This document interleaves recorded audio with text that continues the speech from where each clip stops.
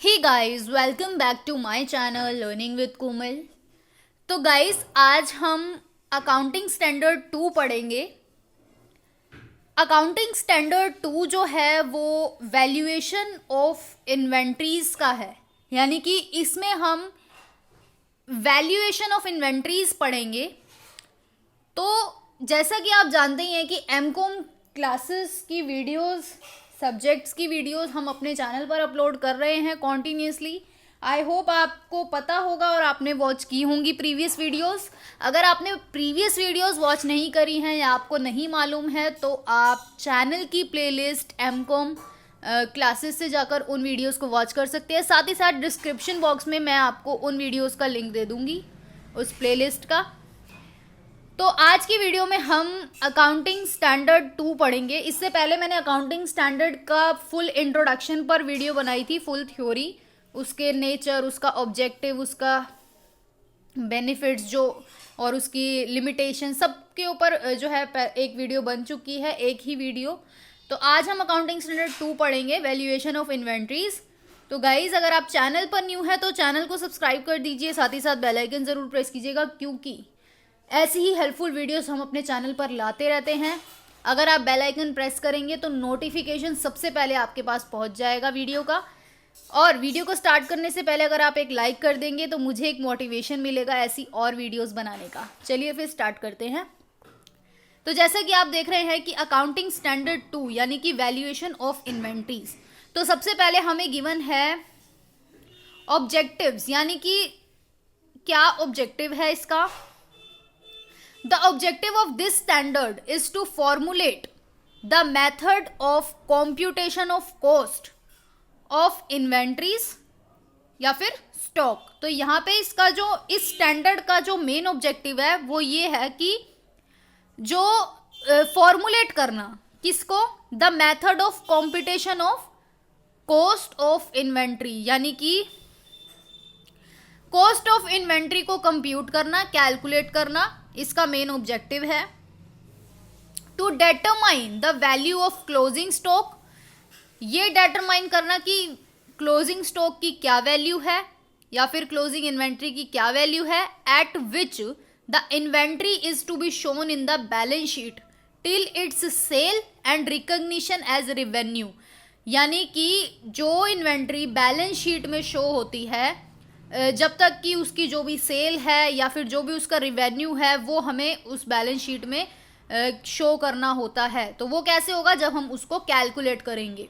तो main accounting standard 2 का ये ऑब्जेक्टिव है, ठीक है। अब आता है accounting standard 2 is not applicable in the following cases.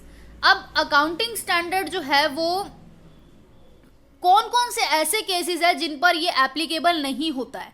तो सबसे पहला हमें गिवन है work in progress arising under construction contract including directly related to service contract, accounting standard 7 construction contract.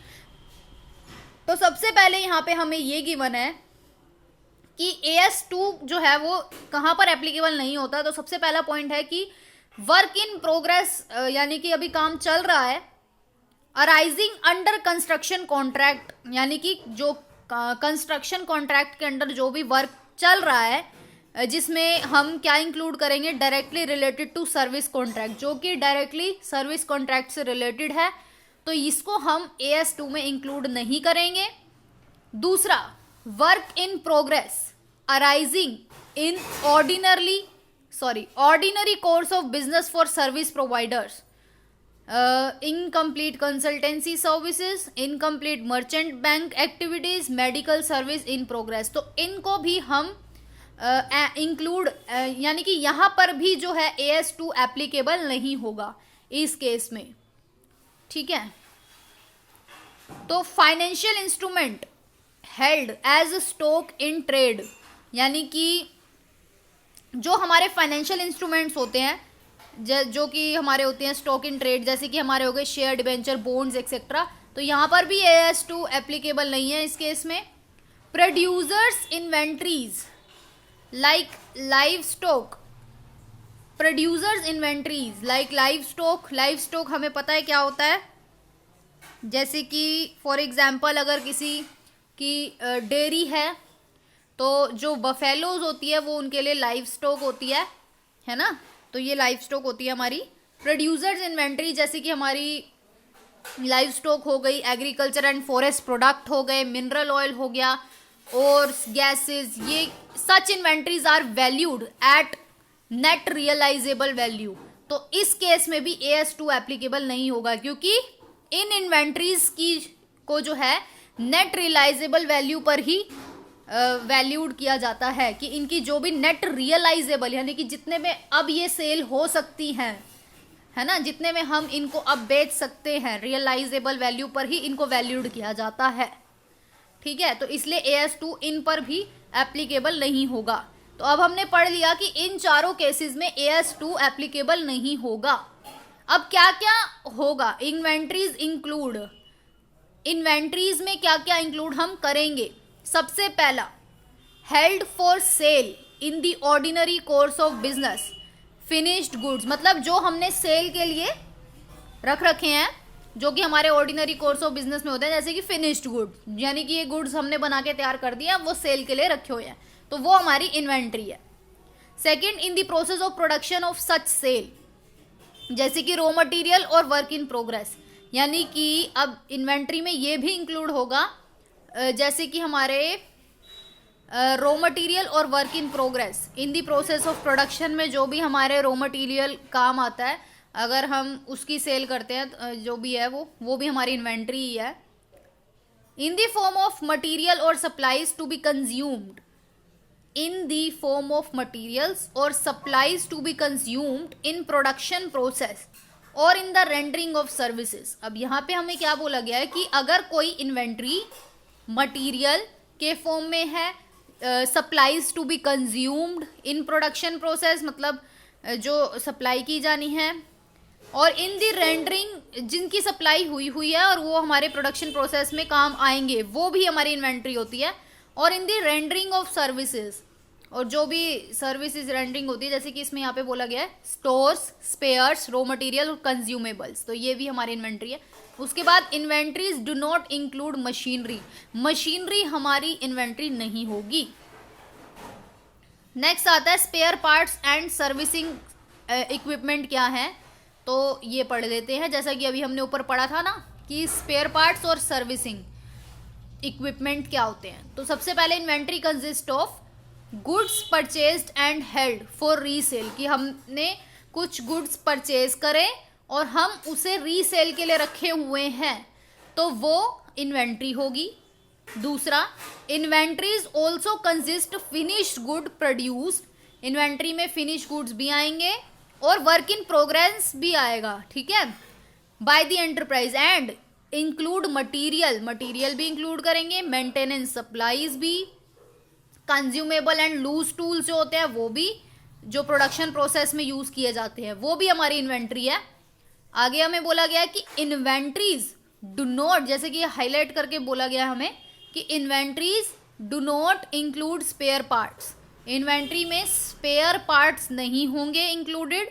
Servicing equipment and stand by equipment, यानी कि ये जो है इंक्लूड नहीं होगा। सबसे पहला spare parts, servicing equipment, stand by equipment which meet the definition of property plant and equipment as per AS10 property plant and equipment, तो ये जो है इंक्लूड नहीं होगा क्योंकि ये AS10 के अंडर आता है, ठीक है, तो इसमें ये हम इंक्लूड नहीं करेंगे। अब यहाँ पे और क्या बोला गया है, machinery spares not specific to a particular item of fixed asset and which can be use generally for various item of fixed asset, तो मशीनरी स्पेयर्स जो होते हैं मशीनरी के, not specific to a particular item of fixed asset and which can use generally for various items of fixed assets. तो यहाँ पे हमसे ये बोला गया है कि, तो इस पॉइंट में हमसे ये बोला गया है कि जो मशीनरी के स्पेयर्स हैं जो not specific to a particular item of fixed asset, यानी कि जो कि एक फिक्स असेट से रिलेटेड नहीं है, यानी कि उन स्पेयर्स को हम सिर्फ एक फिक्स्ड आइटम यानी कि एक फिक्स असेट के नहीं है वो, and which can be used, और उन स्पेयर्स को हम यूज कर सकते हैं generally for various item of fixed assets, यानी कि बहुत सारी फिक्स्ड असेट्स की आइटम में हम उन मशीनरी स्पेयर्स को यूज कर सकते हैं, तो वो वाले जो होंगे ना स्पेयर्स वो कहलाएंगे should be treated as inventory for the purpose of AS2। वो हमारे स्पेयर्स जो है AS2 में इंक्लूड होंगे, उनको हम AS2 में इंक्लूडेड करेंगे। कहने का ये मतलब है कि जो मशीनरी स्पेयर अगर वो एक फिक्स्ड एसेट के नहीं है, जिनको हम जनरली यूज कर सकते हैं दूसरी फिक्स्ड एसेट्स में, तो वो आइटम जो है वो AS2 के पार्ट ही हैं, यानी कि वो अकाउंटिंग स्टैंडर्ड में आएंगे, वो इन्वेंट्री का ही पार्ट होंगे। Such machinery spare should be charge to the statement of P&L as and when issued for consumption in the ordinary course of operation. तो ये इन स्पेयर्स को स्टेटमेंट ऑफ P&L में हम चार्ज करेंगे, and when issued for consumption, जब इनको consumption के लिए इशू किया गया in the ordinary courses of operation, यानी कि जो भी हम अपनी बिजनेस एक्टिविटीज प्रोडक्शन एक्टिविटीज में करते हैं नॉर्मली उसमें। तो मतलब अब हमें ये याद हुआ कि सबसे पहला थर्ड पॉइंट ये था कि स्पेयर पार्ट्स इंक्लूड नहीं होंगे, बट फोर्थ पॉइंट में हमें ये गिवन है कि जो मशीनरी स्पेयर्स होंगे जो किसी एक फिक्स्ड आइटम फिक्स्ड एसेट में हम नहीं है, वो not specific to a particular item, और जिनको हम दूसरी फिक्स्ड एसेट्स में इंक्लूड कर सकते हैं, तो वो हमारे होंगे AS2 का पार्ट ही होंगे इन्वेंट्री का। नेक्स्ट आता है कि inventory should be valued at lower of cost and net realisable value. Inventory जो है वो लोअर ऑफ कॉस्ट पर वैल्यूड की जानी चाहिए और नेट रियलाइजेबल वैल्यू पर। तो अब यहाँ पे steps for valuation of inventories की हम इन्वेंट्री की वैल्यूएशंस के क्या स्टेप्स है वो देखते हैं। सबसे पहला determination of cost of inventories. सबसे पहले हम इन्वेंट्रीज की कॉस्ट डिटरमाइन करेंगे कि भाई हमने इनको परचेज करने के लिए कितना लगाया था, इनकी लागत जो है वो क्या है वो डिटरमाइन करेंगे। दूसरा, इनकी नेट रियलाइजेबल वैल्यू क्या है कि अब ये कितने की सेल हो सकती है वो। तीसरा, comparison between the cost and net realisable, फिर इनका माइनस करेंगे हम कि भाई अब खरीदी कितने की थी, लागत इतने की आई थी, अब इसकी वैल्यू इतनी है, तो उसके बीच का difference. The comparison should be made item by item और बाय ग्रुप ऑफ आइटम, मतलब कंपैरिजन जो है वो आइटम बाय आइटम के उसमें होना चाहिए, ठीक है। अब आता है cost of inventory consist the following. अब कॉस्ट ऑफ इन्वेंट्री में हम क्या क्या इंक्लूड करेंगे। सबसे पहला हम स्टेप क्या था कि इन्वेंट्री की कॉस्ट फाइंड करना, डिटरमाइन करना। तो वो कैसे हम डिटरमाइन करेंगे। सबसे पहले कॉस्ट ऑफ परचेज कि भाई हमने खरीदी कितने की थी। दूसरा, कॉस्ट ऑफ कन्वर्जन कि अब जैसे हमने खरीदी थी उसको हमने यूज करके किस चीज में जो भी कन्वर्ट किया उसकी क्या कॉस्ट आई वो। Other cost incurred in bringing the inventory to their present location, यानी कि इन्वेंट्री को तुम एक जगह से अपनी प्रेजेंट लोकेशन में ला रहे हो तो उस लाने की कॉस्ट को भी इंक्लूड किया जाएगा। नेक्स्ट आता है कॉस्ट परचेज में क्या इंक्लूड होगा। तो कॉस्ट ऑफ परचेज में जैसे कि परचेज प्राइस हो गया, ड्यूटी और टैक्स हो गया, फ्रेट इनवर्ड हो गया, other expenditure directly attributable to the acquisition, ये सब इंक्लूड होगा, ठीक है। कॉस्ट ऑफ कन्वर्जन क्या आएगा हमारा। कॉस्ट ऑफ कन्वर्जन में it consist of the cost directly related to the unit, यानी कि directly related to the unit, जो भी डायरेक्टली यूनिट से रिलेटेड है वो, और प्लस करेंगे systematic allocation of fixed and variable production overhead that are incurred in converting material into finish good. जैसे कि मैंने आपको बताया था कि नाम से ही पता चल रहा है कन्वर्जन, कि हम मान लो कोई रॉ मटेरियल लेकर आए, उस रॉ मटेरियल को हमने फिनिश्ड गुड में कन्वर्ट किया, यानी कि उसमें ऐसा क्या किया जो वो कन्वर्ट होके फिनिश्ड गुड में बना, तो उसकी भी कॉस्ट हम इंक्लूड करेंगे, ठीक है। तो अब यहाँ पे हमें और क्या गिवन है। सबसे पहला point fixed production overhead. Fixed production overhead में का क्या मतलब होता है, means indirect cost of production. Indirect cost of production that remains relatively constant, यानी कि हमारी कांस्टेंट रहती है regardless of volume of production, यानी कि वॉल्यूम ऑफ प्रोडक्शन से कोई मतलब नहीं होता, ये फिक्स्ड है तो फिक्स्ड ही रहेगी, ठीक है, वेरिएबल यानी कि जिसको हम चेंज कर सकते हैं, और इन एसिस ऑफ वेरिएबल का मतलब ये है कि जो चेंज हो सकती है, यानी कि means indirect cost of production that varies, यानी कि चेंज हो सकती है डायरेक्टली और nearly directly with the volume of production, यानी कि वॉल्यूम ऑफ प्रोडक्शन पर डिपेंड करता है वेरिएबल प्रोडक्शन ओवरहेड। लेकिन फिक्स्ड प्रोडक्शन ओवरहेड जो है वो वॉल्यूम ऑफ प्रोडक्शन पर डिपेंड नहीं करता, उतना तो लगना ही लगना है, वो तो फिक्स है। लेकिन जो वेरिएबल कॉस्ट जो होता है वो नहीं होता फिक्स, वो वेरीज होता है, चेंज हो सकता है। नेक्स्ट आता है इन एसिस ऑफ जॉइंट प्रोडक्ट। अब यहाँ पे क्या बोला गया कि when the cost of conversion of each product is not identifiable separately, तो total cost of conversion is allocated between the product on the rational and consistent basis. अब यहाँ पे हमसे क्या बोला गया है कि जब हम कॉस्ट ऑफ कन्वर्जन एक प्रोडक्ट की नहीं आइडेंटिफाई कर पाते सेपरेटली, तो टोटल कॉस्ट ऑफ कन्वर्जन को हम फिर कैसे एलोकेट करेंगे, between the product on the rational and consistent basis पर हम उसका कंपैरिजन करेंगे। ठीक है, इफ बाय प्रोडक्ट स्क्रैप और waste material are not of material value, अगर बाय प्रोडक्ट स्क्रैप और जो वेस्ट मटेरियल है वो are not of material value, यानी कि मटेरियल वैल्यू नहीं है उनकी, तो they are measured at net realisable value. तो उनको कैसे हम उनकी वैल्यूएशन करेंगे, उनकी नेट रियलाइजेबल वैल्यू के अकॉर्डिंगली, यानी कि भाई ये कितने का सेल हो सकता है, फिर उस पे हम जो है इसकी वैल्यूएशन करेंगे। Then the net realisable value is deducted from the cost of conversion, यानी कि फिर हम जो है नेट रियलाइजेबल वैल्यू को हम डिडक्ट कर देंगे कॉस्ट ऑफ कन्वर्जन से। ऐसा क्यों होगा? फॉर एग्जाम्पल मैं आपको एक एग्जाम्पल से समझाती हूँ कि मान लो कि हमने कोई रॉ मटेरियल खरीदा, ठीक है, वो तो आ गया कि कॉस्ट ऑफ परचेज में, ठीक है। अब उसी रॉ मटेरियल को हमने ऐसा कुछ भी कॉस्ट लगा के उसको फिनिश्ड गुड में कन्वर्ट करा हमने कन्वर्ट। अब उसमें से जो स्क्रैप बचा, जो वेस्ट मटेरियल बचा है ना, तो उसको तो हम कॉस्ट ऑफ कन्वर्जन में, अगर वो बिक रहा है, मान लो वो माल, वो जो कबाड़ा है यानी कि वेस्ट मटेरियल है, अगर हम उसको बेच रहे हैं तो उसमें से जो हमें पैसा मिल रहा है तो वो हम लेस तो करेंगे ना, ये तो नहीं है वो पैसा हम खा जाएंगे, ऐसा तो कुछ नहीं होगा। तो वो पैसा जो है वो कॉस्ट ऑफ कन्वर्जन से हम माइनस करेंगे, क्योंकि कॉस्ट ऑफ कन्वर्जन का मतलब क्या होता है कि रॉ मटेरियल को फिनिश्ड गुड में कन्वर्ट करने के लिए कितनी कॉस्ट आई। मान लो 10 रुपए आई, एक एग्जाम्पल लेते हैं, 10 रुपए आई, लेकिन वेस्ट मटेरियल 2 रुपए का बिका, ठीक है, 2 रुपए का बिका, तो वो हम जो है उस 2 रुपए को 10 में से माइनस करके ही कॉस्ट ऑफ कन्वर्जन बताएंगे। हम कहेंगे कि हाँ भाई 8 रुपए लागत आई, क्योंकि 2 रुपए तो हमने वसूल कर लिए उस वेस्ट को बेचकर, इसलिए।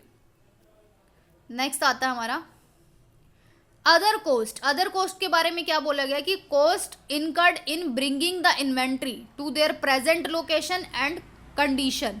तो अदर कोस्ट जैसे कि इन्वेंट्री को आप उसकी प्रेजेंट लोकेशन तक पहुंचा रहे हो तो उसमें जो कॉस्ट आती है वो अदर कॉस्ट होती है। नेक्स्ट आता है कि items to be excluded from the cost of inventory, कि कौन सी आइटम्स को हम कॉस्ट ऑफ इन्वेंट्री से एक्सक्लूड करेंगे, यानी कि उसको उसमें शामिल नहीं करेंगे कॉस्ट ऑफ इन्वेंट्री में उन आइटम्स को। तो वो कौन सी आती हैं? सबसे पहला abnormal amount of wasted material, labour, other production cost. तो एबनॉर्मल अमाउंट है अगर वेस्ट मटेरियल की, लेबर की, तो ये हम कॉस्ट ऑफ इन्वेंट्री में इंक्लूड नहीं करेंगे। स्टोरेज कॉस्ट हम इन्वेंट्री में इंक्लूड नहीं करेंगे। बात हो रही है यहाँ पे द कॉस्ट ऑफ इन्वेंट्री। हमें अगर इन्वेंट्री की कॉस्ट फाइंड करनी है तो हम इन चीज़ों को उन कॉस्ट ऑफ इन्वेंट्री में इंक्लूड नहीं करेंगे। सबसे पहला abnormal amount of waste material, labour, other production cost, इसको हम कॉस्ट ऑफ इन्वेंट्री में इंक्लूड नहीं करेंगे। दूसरा, स्टोरेज कॉस्ट को हम कॉस्ट ऑफ इन्वेंट्री में इंक्लूड नहीं करेंगे। तीसरा, एडमिनिस्ट्रेटिव ओवरहेड को हम कॉस्ट ऑफ इन्वेंट्री में इंक्लूड नहीं करेंगे। सेलिंग एंड डिस्ट्रीब्यूशन कॉस्ट को हम द कॉस्ट ऑफ इन्वेंट्रीज में इंक्लूड नहीं करेंगे। इंटरेस्ट एंड बोरोइंग कॉस्ट को हम कॉस्ट ऑफ इन्वेंट्रीज में इंक्लूड नहीं करेंगे। However, if accounting standard 16 allows such cost to be included, it can form part of the cost. अगर accounting standard 16 हमसे बोलता है कि इन कॉस्ट को इंक्लूड किया जाना चाहिए तो वो कॉस्ट का पार्ट हो सकते हैं, अदरवाइज अकाउंटिंग स्टैंडर्ड 2 में हम इन चीजों को कॉस्ट ऑफ इन्वेंट्रीज में इंक्लूड नहीं करेंगे। अब आता है हमारा कॉस्ट फॉर्मूला। तो सबसे पहला कॉस्ट फॉर्मूले के बारे में क्या लिखा हुआ है, specific identification method means directly linking the cost to the specific item of inventories. यानी कि जो स्पेसिफिक आइडेंटिफिकेशन मेथड है उसका ये मतलब है जिसका डायरेक्टली लिंक होता है किसी स्पेसिफिक आइटम की कॉस्ट के साथ, ठीक है, वो हमारा ये होता है। If in any case specific identification method is not applicable, अगर ये SIM यानी कि स्पेसिफिक आइडेंटिफिकेशन मेथड अगर एप्लीकेबल नहीं होता किसी केस में, तो the cost of inventory is valued by the following method. तो कॉस्ट ऑफ इन्वेंट्री हम कैसे निकालेंगे, फीफो और वेट एवरेज कॉस्ट मेथड से निकालेंगे, जो हम बीकॉम फाइनल ईयर में पढ़ के आए हैं कॉस्ट अकाउंटिंग, उसमें हमने लीफो फीफो करा था ना, तो वेट एवरेज कॉस्ट भी हमने मेथड किया था। तो इसके द्वारा हम निकालेंगे कॉस्ट ऑफ इन्वेंट्री अगर SIM यूज नहीं होता मेथड। तो when it is not practical to calculate the cost, जब द फॉलोइंग मेथड में be follow to ascertain cost, जब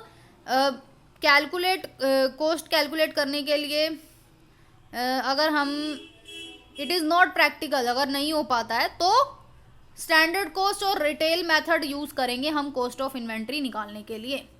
अब जैसे कि हमने पढ़ा था कि इन्वेंट्री को कैसे हम वैल्यूएशन करेंगे, उसका हमने 3 स्टेप्स पढ़े थे। पहला स्टेप क्या था, सबसे पहले इन्वेंट्री की कॉस्ट निकालो, उसके बाद कन्वर्जन की कॉस्ट निकालो, उसके बाद इनका डिफरेंस निकालो, ये हमने पढ़ा था। अब हम पढ़ रहे हैं नेट रियलाइजेबल वैल्यू आप कैसे फाइंड करोगे, है ना, नेट रियलाइजेबल वैल्यू आप कैसे फाइंड करोगे। अच्छा, स्टेप्स में हमने ये पढ़ा था कि एक सेकेंड, नेट रियलाइजेबल वैल्यू थी उसमें, जैसे कि आप देख रहे हो, पहला हमारा था डिटर्मिनेशन ऑफ कॉस्ट इन्वेंट्रीज। सबसे पहले कॉस्ट निकाली इन्वेंट्रीज की, उसके बाद नेट रियलाइजेबल वैल्यू। तो अभी हमने कॉस्ट वाला पार्ट पूरा कर लिया है, अब हम नेट रियलाइजेबल वैल्यू पर आ गए हैं, ठीक है। नेट रियलाइजेबल वैल्यू पढ़ेंगे। तो नेट रियलाइजेबल वैल्यू आप कैसे फाइंड करोगे, सबसे पहले नेट रियलाइजेबल वैल्यू का मतलब क्या होता है, the estimated selling price in ordinary course of business, कि इसका, इस पर्टिकुलर इन्वेंट्री का सेलिंग प्राइस क्या है, वो हमारी नेट रियलाइजेबल वैल्यू होती है। लेस, इसमें हम लेस करेंगे estimated cost of completion and estimated cost necessary to make the sale, कि भाई सेल करने के लिए कुछ कॉस्ट लग रही है, उसको हम लेस करेंगे, फिर जो बचेगा वो हमारी नेट रियलाइजेबल वैल्यू होगी। It is estimated on the basis of most reliable evidence at the time of valuation. तो ये जो है किस बेसिस पर एस्टिमेशन किया जाता है कि हाँ भाई हमने इतने की इसकी नेट रियलाइजेबल वैल्यू है, कि जो भी एविडेंस होता है उसके बेस पर, जो भी मोस्ट रिलायबल एविडेंस होता है।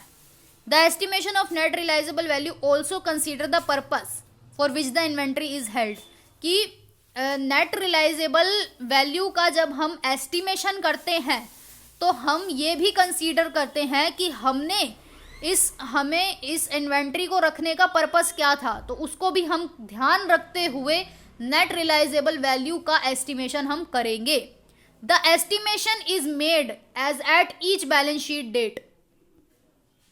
अब हमें यहाँ पे क्या गिवन है कि estimation of net realisable value कैसे आप निकालोगे, if finish product in which raw material and supplies used is sold at cost or above cost, then the estimated realizable value of raw material and supplies is considered more than its cost, therefore inventory of raw material will be value at cost। तो सबसे पहले यहाँ पे क्या बोला गया है कि अगर फिनिश प्रोडक्ट जो है जिस in which raw material and supplies used, जिसमें रॉ मटेरियल यूज हुआ है, सप्लाईज यूज्ड हुई हैं, ठीक है, अगर वो सोल्ड होता है एट कॉस्ट और अबव कॉस्ट, जितनी हमने उस पर लागत लगाई थी फिनिश प्रोडक्ट पर, अगर वो उस पर उतने का बिकता है या फिर उससे ज़्यादा का बिकता है, then the estimated realisable value of raw material and supply, तो तब जो है एस्टिमेटेड रियलाइजेबल वैल्यू जो है रॉ मटेरियल और सप्लाई की is considered more than its cost, तो वो जो है कॉस्ट से ज़्यादा होगी। Therefore inventories of raw material will be valued at cost. और इसी प्रकार जो है raw material, inventories of raw material जो है वो कॉस्ट वैल्यूड होगी उसकी, मतलब उसकी जो वैल्यूएशन है वो कॉस्ट पर होगी जितनी उसकी लागत थी उस रॉ मटेरियल की। तो अब आता है हमारा if finish product in which raw material and supply use is sold below cost. अगर फिनिश प्रोडक्ट जो है जिसपे हमने रॉ मटेरियल लगाया और सप्लाईज लगाई, अगर वो बिकता है कॉस्ट से भी कम दाम पर, below cost, then the estimated realizable value of raw material और supplies equal to replacement price of raw material. तब जो है एस्टिमेशन जो होगा realizable value of raw material और सप्लाई का, तो वो रिप्लेसमेंट प्राइस पर होगा रॉ मटेरियल की। And this raw material will be valued at replacement price. तो जो है रिप्लेसमेंट प्राइस पर इसका होगा वैल्यूएशन। अब आता है डिस्क्लोजर। ना हमारा खत्म हो चुका है। Disclosure in the financial statement, accounting policy adopted in measuring inventories, cost formula used, classification of inventories आ गई हमारी इसमें। तो ये सब हमने पढ़ा आज। आई होप गाइज वीडियो पसंद आई होगी, लाइक ज़रूर कीजिएगा, चैनल को सब्सक्राइब करना बिल्कुल ना भूलें। Thank you so much.